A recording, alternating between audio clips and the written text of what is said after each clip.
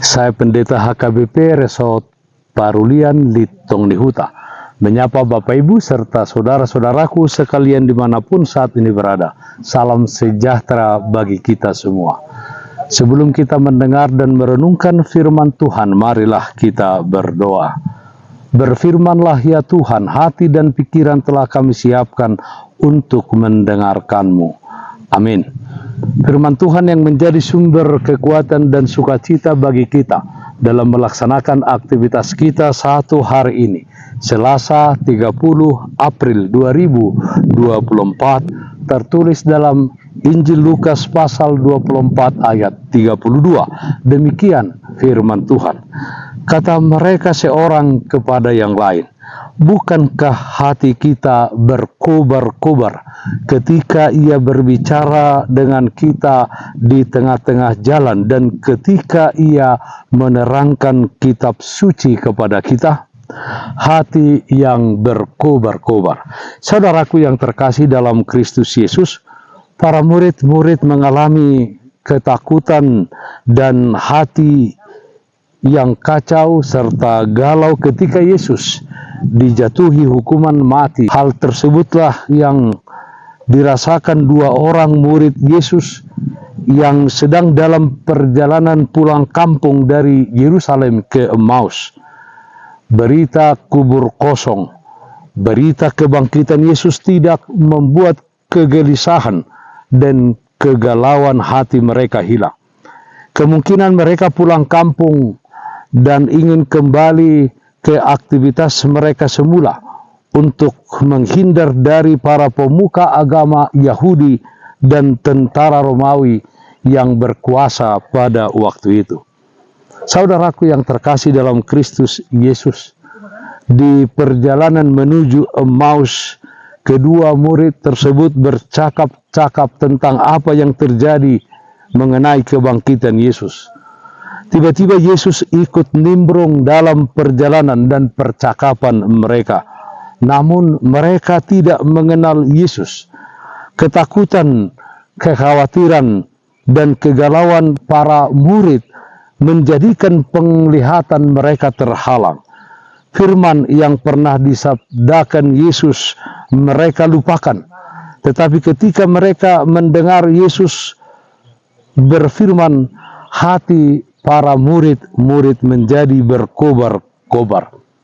Perjumpaan mereka dengan Yesus mengubah rasa putus asa. Harapan mereka menjadi penuh semangat. Ketika mereka sadar bahwa sosok misterius yang menemani mereka dalam perjalanan ke Emmaus adalah Yesus yang bangkit, mereka bergegas kembali ke Yerusalem dengan penuh semangat, tanpa peduli rasa lelah yang mereka rasakan. Dari putus harapan menjadi berkobar-kobar dengan penuh semangat. Saudaraku yang terkasih dalam Kristus Yesus, dalam hidup di dunia ini persoalan dan kesusahan bisa saja membuat kita putus asa, kecewa, marah, dan tidak ada harapan. Firman hari ini mengingatkan kita akan kuasa perjumpaan dengan Kristus dan kuasa kebangkitannya yang mengubah muka yang muram menjadi berseri-seri dan langkah yang gontai menjadi langkah yang penuh semangat.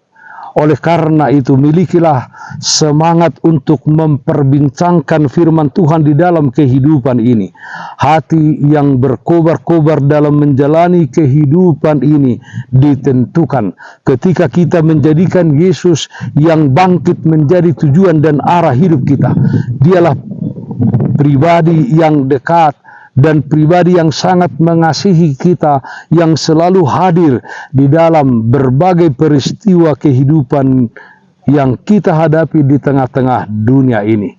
Tidak ada alasan bagi kita untuk tidak memiliki hati yang berkobar-kobar, menjadi saksinya di tengah-tengah dunia ini, walau kita menghadapi banyak kesusahan dan penderitaan. Yesus pasti memelihara kehidupan kita. Dia pasti hadir di dalam setiap pergumulan kita. Amin. Mari kita nyanyikan Bukwende 565 ayat 4. Las rohaku lau memuji. Rap mahita mangendehon sangap digoarnai tapangiar soarata lau memuji Tuhani sudoholong ni rohana nasomarna motohi ido pasadahon hita saleleng-leleng nai. Marilah kita berdoa.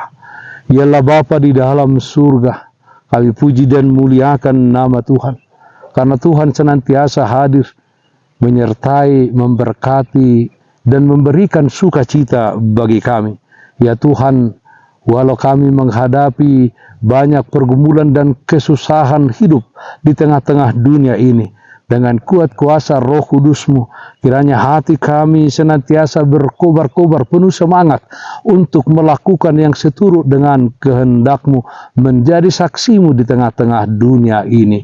Ya Tuhan, yang telah bangkit dan menjadi keselamatan bagi kami. Kami berdoa, yang sakit dimanapun saat ini berada, Tuhan berikan kesembuhan, yang berduka Tuhan berikan penghiburan. Di dalam satu hari ini kami serahkan seluruh aktivitas kami ke dalam tangan pengasihan-Mu. Dalam nama anak-Mu Tuhan Yesus Kristus kami berdoa, terpujilah nama-Mu. Amin. Kasih karunia Tuhan kita Yesus Kristus, kasih setia dari Allah Bapa, serta persekutuan Roh Kudus, itulah yang menyertai-Mu hari ini kekal sampai selama-lamanya. Amin.